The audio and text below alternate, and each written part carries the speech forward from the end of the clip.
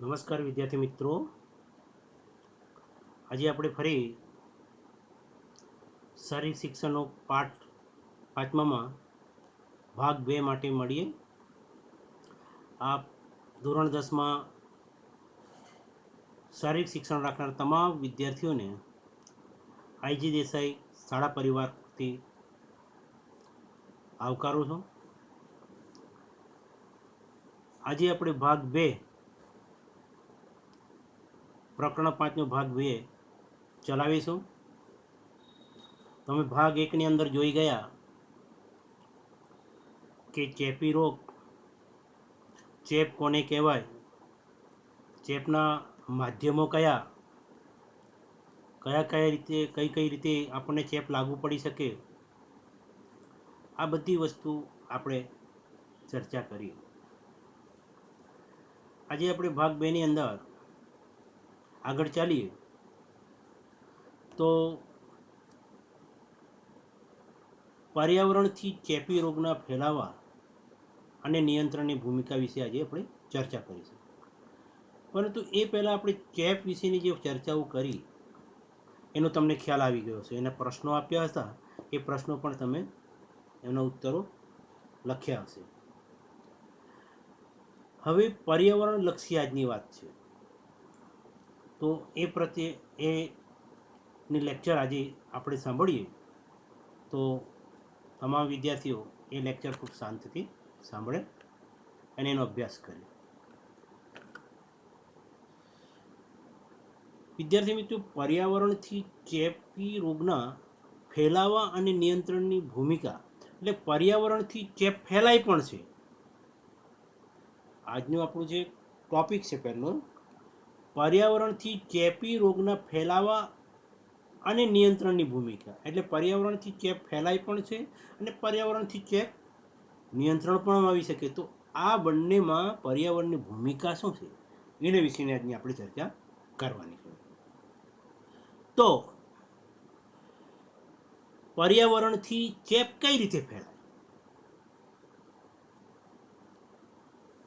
તો એમાં જોઈએ તો ખાસ કરીને આપણે આજુબાજુ બંધિયાર જગ્યા હોય, અંધારા પણ વાળો જગ્યા હોય, ભેજવાળા ઘરો હોય, સડેલા ફળો નાખેલા કોઈ જગ્યા હોય, ખોવાતો ખોરાક અને શાકભાજી વગેરે જુદા જુદા જંતુઓ ઉત્પન્ન કરે છે. એટલે આ જે આપણો પર્યાવરણ આજુબાજુ રહેઠાણનો વિસ્તાર છે, કે આપણે જે ઘરે રહીએ કે જે રહેતા હોઈએ આજુબાજુ, ત્યાં આ બધી વસ્તુઓ પડેલી હોય. કે બંધિયાર જગ્યા હોય, ત્યાં કોઈ સાફ સફાઈ અવર જવર નહીં થતી, અંધકાર હોય, હવા ઉજાસની હોય, ભેજવાળ સતત ભેજ રહેતો હોય, અને ઘરોની અંદર પદાર્થો જે છે એ સડેલા હોય, ફળો કોવાયેલા હોય, ખોરાક ખાદ્ય પદાર્થ છે કે વધેલો ખોરાક છે એ કોવાતો હોય, શાકભાજીનો કચરો કે શાકભાજી છે એ કોવાયેલી હોય, ને એ બધી જુદી જુદી જે વસ્તુઓ છે એ કોવાથી કે સડવાથી એની અંદર જંતુઓ ઉત્પન્ન થાય છે. એટલે જંતુઓનું ઉત્પત્તિનું સ્થાન આ કહી શકાય. એટલે આ પર્યાવરણથી આપણને શું થાય, આવા જંતુઓ પેદા થાય. આવા પર્યાવરણમાં આ જંતુઓ આ વિષાણુની વૃદ્ધિથી એની વૃદ્ધિ ઝડપથી થાય. કઈ જગ્યાએ? આ બંધિયાર જગ્યા છે, અંધારપટ છે, ભેજવાળો ઘરો છે, સડેલા ફળો છે, ખાદ્ય પદાર્થ કે શાકભાજી જે સડેલા હોય, ખોવાતા હોય, એવા જે જંતુ ઉત્પન્ન થાય ત્યાં આવું પર્યાવરણ હોય ને, ત્યાં વિષાણુની વૃદ્ધિ ઝડપથી થાય, એનો વિકાસ ઝડપથી થઈ જાય. કઈ રીતે? તો ઝડપથી એટલો બધો કે 1ના 2, 2ના 4, 4ના 8, 8ના 16 એ પ્રમાણે ડબલ વૃદ્ધિ થાય. અને વધતા વધતા થોડા જ સમયમાં અસંખ્ય જંતુઓ એ પર્યાવરણને ઉપલબ્ધ થઈ જાય. અને એ પર્યાવરણમાં જ્યારે આપણે રહીએ, એના સંપર્કમાં આવીએ, તો અવશ્ય એ વિષાણુ આપણા શરીરની અંદર ચેપ લાગાડી આપણા શરીરમાં પ્રસરે અને આપણને રોગ થઈ શકે. એટલે આ માટે આવું પર્યાવરણ ચેપને ફેલાવવા માટે જવાબદાર હોઈ શકે. એની સાથે કેવું પર્યાવરણ હોય કે જે રોગને નિયંત્રણમાં લાવી શકે, એની નિયંત્રણની ભૂમિકા અદા કરી શકે. તો મિત્રો, રોગ ફેલાવાના નિયંત્રણ માટે કુદરતી એક સ્ત્રોત છે સૂર્યપ્રકાશ, ખુલ્લી હવા. સૂર્યપ્રકાશ ખુલ્લો હોય અને ખુલ્લી હવા હોય, સીધો પ્રકાશ પડતો હોય ને ખુલ્લી હવા હોય, તો ત્યાં વિષાણુઓનો નાશ થાય છે. તાપ પડી આવતો હોય ને, ત્યાં સૂર્યપ્રકાશ પડતો હોય, ઘરના અંદર પડતો હોય ને સૂર્યનો પ્રકાશ સીધો આવતો હોય, તો ત્યાં શું કે એવા જીવાણુ કે વિષાણુ જે હોય ને એ નાશ પામે. ખુલ્લી હવા હોય તો એ જીવાણુ ત્યાંથી દૂર થઈ જાય છે. એટલે આ એક ખુલ્લો પ્રકાશ કે ખુલ્લી હવા એ પર્યાવરણને ચેપી રોગો ફેલાવવા માટે નિયંત્રણની ભૂમિકા આ રીતે અદા કરે. માટે આપણું જે રહેઠાણ છે, રહેઠાણની આપણી જે વ્યવસ્થા છે, એ પણ એવી હોવી જોઈએ કે ભરપૂર સૂર્યપ્રકાશ ત્યાં હોય, ખુલ્લા હવા હોય, અને એ ખુલ્લી હવાવાળા સ્થળે આપણો નિવાસ કરવો જોઈએ. જેથી કરીને આવા ભેજવાળા જગ્યા કે બંધિયાર જગ્યા કે અંધારપટને લીધે જે વિષાણુઓની ઝડપી વૃદ્ધિ થઈને આપણને ચેપ ફેલાવે, એનાથી આપણે બચી શકીએ. એટલા માટે આવું પર્યાવરણ વિષાણુને નિયંત્રણ રાખે છે અને વિષાણુને નાશ પણ કરે છે. એટલે આ રીતે શુદ્ધ, સ્વસ્થ, ચોખ્ખી હવામાનવાળું, ખુલ્લું પ્રકાશવાળું વાતાવરણ હોય તો એ પર્યાવરણ રોગને નિયંત્રણની ભૂમિકામાં પોતાની ભૂમિકા ભજવે છે અને વિષાણુને નાશ પામે છે અને ચેપ લાગતો અટકાવે છે. હવે મિત્રો, આ રીતે ચેપ લાગે અને એની ભૂમિકા છે, તો આપણે રોગના પ્રકારો કેટલા, રોગ વિશે જાણીએ, કારણ કે અત્યારે આપણે રોગોની ચર્ચા કરીએ છીએ. તો રોગોના પ્રકારો કેટલા હોઈ શકે? તો આમ રોગોના બે પ્રકારમાં વર્ગીકૃત કરવામાં આવે, બે ભાગમાં પણ બે પ્રકાર પાડવામાં આવ્યા છે. એક ચેપી રોગ, બીજો એક છે બિન ચેપી રોગ. કેટલા પ્રકાર છે? બે. એક ચેપી રોગ અને એક બિન ચેપી રોગ. ચેપી રોગ કોને કહીશું? તો રોગી વ્યક્તિ કોઈ રોગથી પીડાતી હોય અને તેના સંસર્ગમાં આવનાર બીજી વ્યક્તિને તે રોગ થાય તો તેને ચેપી રોગ કહેવાય. કેમ? તો જે રોગી વ્યક્તિ હતી એને સંસર્ગમાં બીજી વ્યક્તિ આવી, એટલે રોગી વ્યક્તિના જે જમ્સ હતા કે વિષાણુ હતા એ શું છે? બીજી વ્યક્તિ જે એના સંપર્કમાં આવી એના શરીરમાં પ્રવેશ્યા. એટલે રોગી વ્યક્તિનો ચેપ સારી વ્યક્તિને લાગ્યો, એટલે એને ચેપી કહેવાય. એવા કયા કયા રોગો હોઈ શકે? એ ચેપ ફેલાવનાર ઉત્પત્તિ કઈ, શેના માધ્યમથી? તો એમાં છે જીવાણુ, વિષાણુ, ફૂગ, પરોપજીવી જેવા નાના કે સૂક્ષ્મ જીવો. આ બધા જ મારફતે રોગના વિષાણુ એક જગ્યાએથી બીજી જગ્યાએ ફેલાય છે, ઉત્પન્ન થાય છે અને ચેપ લાગવાની શક્યતા રહી શકે છે. આ થઈ ચેપી રોગની વાત. હવે જે બિન ચેપી, બિન એટલે જેનાથી ચેપ થઈ શકે નહીં, જેને બિન ચેપી. તો એવા કયા રોગો હોય કે જેમાં ચેપ આપણને ના લાગી રહે? તો એમ કહેવાય છે કે નિર્જીવ પરિબળો ના વધારે કે એની ઉણપથી એની અસર આપણા શરીર પર જન્મે અને એ જન્મતા ખોળ કોઈ ખામી રહી જાય, અથવા તો કોઈ આકસ્મિક કોઈ આપણને અકસ્માત નડી જાય ને એનાથી આપણે કોઈ શરીરની અંદર કોઈ ખામી રહી જાય ને આવું જે કોઈ હોય રોગ, તો આ રોગ છે, આ રોગને કારણે ઊભી થતી શારીરિક અથવા માનસિક વ્યાધિઓ, તકલીફો છે, એ એક વ્યક્તિને થઈ હોય તો બીજી વ્યક્તિને થઈ શકતી નથી. એટલે એ વારસાગત નથી કે કોઈ માધ્યમથી ફેલાતી નથી. એટલા માટે આવી જે તકલીફ, આવી જે ખામીઓ હોય, એવો કંઈ રોગ હોય તો એને આપણે શું કહીએ છીએ? બિન ચેપી કહીએ. મિત્રો, ચેપી રોગ સામે શારીરિક સંરક્ષણ સ્તરના કેટલા પ્રકાર? હવે ચેપી રોગ હોય એની સામે રક્ષણ મેળવવું, આપણે સ્વસ્થતાને સારું રક્ષણ મળી શકે એના માટેના કેટલાક સ્તરો હોય છે. તો એવા કેટલા સ્તરો હોય છે? તો આમ જોઈએ તો શારીરિક સંરક્ષણ સ્તરના બે પ્રકાર હોય છે. કેટલા પ્રકાર? બે. એક બાહ્ય સંરક્ષણ અને બીજો આંતરિક સંરક્ષણ. બાહ્ય સંરક્ષણ એને કહેવાય કે રોગ સંરક્ષણ કવચ કહેવાય એને. એનાથી આપણને કવચ મળે, સુરક્ષા મળે. આંતરિક સંરક્ષણ એટલે રોગ પ્રતિકારક કવચ કહેવાય. એટલે અંદરથી પ્રતિકાર કરવાની, રક્ષણ કરવાનું કવચ તૈયાર થાય છે અને આંતરિક સંરક્ષણ આપણે કહી શકીએ છીએ. તો મિત્રો, રોગ સંરક્ષણ કવચ એટલે શું એના વિશે માણીએ.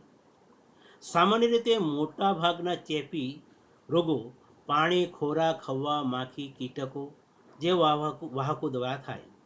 આપણને જે પણ કંઈ રોગો થતા હોય તો જીવનની અંદર જે આપણે ઉપયોગ કરીએ છીએ પાણી, ખોરાક, હવા ને આપણા સંપર્કમાં જે માખી કે કીટકો આવતા હોય તો એના દ્વારા આપણને ચેપ લાગતું હોય, આપણો રોગ થાય, ચેપ લાગે. એટલે જો રોગકારક વિષાણુ અને તેમને ફેલાવતા વાહકો વચ્ચેના સંપર્કને અટકાવતું એક કવચ રચીએ તો એ ચેપી રોગ સામેના શારીરિક સંરક્ષણનું પહેલું પગથિયું કહેવાય. શું કીધું? જો કોઈ રોગકારક વિષાણુ અને તેને ફેલાવનાર વાહકો વચ્ચે એને સંપર્કને એટલે એને ભેગા ખાય એવું થતું અટકાવવાનું એક કવચ આપણે રચી લઈએ તો તે ચેપી રોગો સામેના શારીરિક સંરક્ષણનું પહેલું પગથિયું કહેવાય. એટલે કે શરૂઆત આપણે પગથિયું રચ્યું કહેવાય કે એ બંનેને ભેગા નહીં થવા દે જેથી કરીને એકબીજાનો ચેપ થઈ શકે નહીં. તે રોગ સંરક્ષણનું કવચ કહેવાય છે. એમાં રોગ પ્રતિકારક ક્ષમતા એટલે આપણી ક્ષમતા કેવી છે રોગ પ્રતિકાર તેના પર આધાર રાખે છે. તો રોગ ધારક શરીરની રોગ પ્રતિકારક ક્ષમતા પર રોગ સામેના રક્ષણનો આધાર રહે. રોગ પ્રતિકારક ક્ષમતામાં બે પ્રકાર છે. એક પ્રાકૃતિક યાની કે કુદરતી રીતે રોગ નિરોધક શક્તિ જેને નેચરલ ઇમ્યુનિટી પાવર કહેવામાં આવે છે, અને બીજો પ્રકાર છે પ્રાપ્ય પ્રતિકારક શક્તિ. એટલે આપણે એન કેન પ્રકારે શક્તિ ઉત્પન્ન કરીએ છીએ એને પ્રાપ્ય શક્તિ આપણે કહીએ છીએ. તો પહેલો પ્રકાર છે પ્રાકૃતિક કુદરતી રોગ નિરોધક શક્તિ યાની કે નેચરલ ઇમ્યુનિટી પાવર. એ કઈ રીતે થાય? તો માનવ શરીરમાં હવા, ખોરાક અને પાણી દ્વારા અનેક પ્રકારના વિષાણુઓ પ્રવેશતા હોય અને રોગના જંતુઓ પ્રવેશે તેની સાથે જ તેના ઉપર રુધિરમાંના શ્વેતકણો હુમલો કરે. હવે પેલા વિષાણુ આપણા શરીરમાં પ્રવેશે છે એ સમયે આપણા શરીરમાં રહેલું રુધિર, એ રુધિરની અંદર જે શ્વેતકણો, રક્તકણો અને શ્વેતકણો છે એ આપણા શરીરના રક્ષક છે. એટલે એ શ્વેતકણો પેલા વિષાણુ ઉપર હુમલો કરે અને એ શ્વેતકણો રોગના જીવાણુઓને ઘેરી લઈ તેમના પોતાના એને દાખલ કરી મારી નાખે. એટલે શ્વેતકણો અંદર ગળી જાય, પોતાનામાં દાખલ કરી એને નાશ કરી નાખે અને એ રીતે એ લોકો આપણે સુરક્ષા આપે.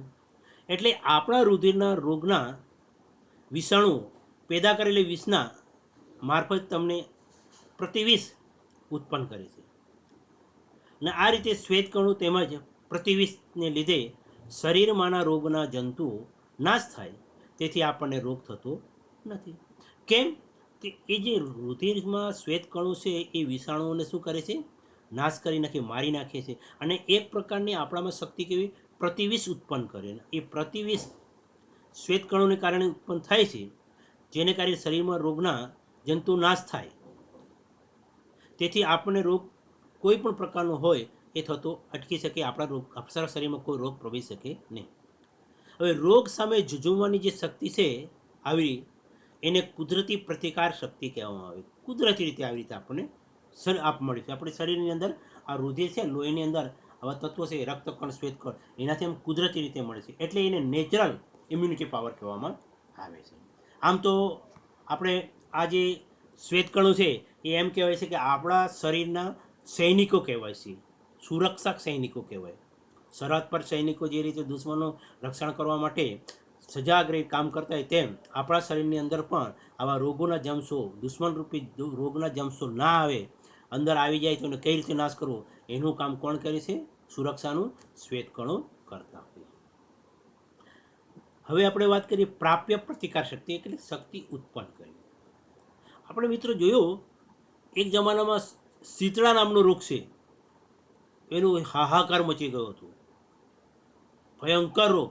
શીતળા થાય એટલે માણસ સારો થાય નહીં, નાશ પામી જાય, શરીર ક્ષીણ થઈ જાય, એવું આપણે પહેલાં સાંભળતા હતા. પરંતુ સરકારના અથાગ પ્રયોગથી એ સતત પ્રયાસો એના પર કંટ્રોલ કરવાના કારણે એ શીતળાનો રોગ નાબૂદ થયો. તો તો એકવાર શીતળા થાય ત્યારબાદ બીજી વાર આ રોગ થતો નથી. એનું કારણ એવું કે વ્યક્તિના શરીરમાં રોગ પ્રતિબંધક શક્તિ એટલી બધી પેદા થઈ હતી હોય કે શીતળાના વિષાણુ માનવ શરીરમાં સફળતા પ્રાપ્ત કરી શકતા નથી. કારણ કે શીતળાની રસી આપણને મળી ગયેલી હોય અને એની દ્વારા આપણા શરીરમાં રોગો સામે પ્રતિબંધ કરવાની, એમના રક્ષણ સામે સામનો કરવાની એટલી બધી શક્તિ, ઇમ્યુનિટી પાવર વધી જાય કે શીતળાનું વિષાણુ આપણા શરીરમાં પ્રવેશા કરે છતાં પણ એ પ્રવેશી શકતા નથી અને રોગ ફેલાવી શકતા નહીં. આ પ્રકારના વિષાણુનો નાશ કરવાની શક્તિ આપણા હૃદયને લાંબા સમય માટે પ્રાપ્ત થઈ જાય. કેમ? તો પેલી રસી આપણને પ્રાપ્ત થઈ ને એના કારણે આપણે પ્રતિબંધક શક્તિ ઉત્પન્ન થઈ ગઈ ને એ રુધિરમાં લાંબો સમય સુધી ચાલી રહી. એટલે આપણા શરીરમાં જે કોઈ રોગ આવે એ રોગને અંદર આવતો અટકાવે છે, એને કે આપણને રોગ થતો નથી. અને તેને આપણે પ્રાપ્ય પ્રતિરક્ષા શક્તિ તરીકે પણ આપણે કહી શકીએ. એનું નામ બીજું. એ પ્રકૃતિની સરખામણીમાં પ્રાપ્ય રોગ પ્રતિકારક શક્તિ અને ક્ષમતા વધારે અગત્યની હોય છે. એ વધારે સારી આપણને કામ આપી શકે. એટલે બંને પ્રાકૃતિક શક્તિ અને પ્રાપ્ય રોગ પ્રતિકારક શક્તિની દ્રષ્ટિએ, ક્ષમતાની દ્રષ્ટિએ જોઈએ તો રોગ પ્રતિકારક શક્તિમાં પ્રાપ્ય શક્તિની અંદર ક્ષમતા વધારે હોય છે, એને મહત્ત્વ વધારે આપવામાં આવે છે. તો આ રીતે મિત્રો આ રોગો આપણા શરીરમાં કઈ રીતે પ્રવેશે, કઈ રીતે થઈ શકે છે અને એનો પ્રતિકાર કરવા માટેની શક્તિ આપણે કઈ રીતે પેદા કરી શકીએ તેની વિશેની અહીં આપણે ચર્ચા કરી. અને એ ચર્ચા અહીં આપણે પૂર્ણ કરીએ છીએ. અહીં ભાગ બીજો પૂર્ણ કરીએ છીએ. હવે નવા ભાગ સાથે નવો ત્રીજો ભાગ નેક્સ્ટ પ્રોગ્રામમાં આપણે ચાલુ કરીશું. પરંતુ મિત્રો અત્યારે આજે રોગ પ્રતિકારક શક્તિ, રોગોના પ્રકાર, એની સંરક્ષણ શક્તિ, એ મુદ્દાઓની ચર્ચા કરી. એના આધારે એક એકમ કસોટીના રૂપે પ્રશ્નો અહીં તમને આપવામાં આવ્યા છે. આ પ્રશ્નનો ઉત્તરો પણ આપે ખૂબ સરસ સારી રીતે આ વિડીયોના લેક્ચર સાંભળી, પીપીટી મોકલીશ એ જોઈ, અને પાઠ્યપુસ્તક તો આપેલું જ છે, પણ આ ત્રણેયનો ખૂબ સારી રીતે અભ્યાસ કરી આ રોગના ઉત્તરો, પ્રશ્નના ઉત્તરો તમારે નોટમાં સારી રીતે લખવા. આ ઉત્તરો લખશો એ જે તમારું ઇન્ટરનલની નોટ તૈયાર થાય છે. એટલે જે પણ કોઈ પ્રશ્નો આપવામાં આવે તો એ પ્રશ્નો તમારે ખૂબ સારી રીતે અવશ્ય લખવા. એટલે લખાઈ ગયા પછી જાણ કરવી કે મારે આ લેસન ઓકે થઈ ગયું છે. તો અહીં આપણે પીરિયડ સમાપ્ત કરીશું. આસ્તુ.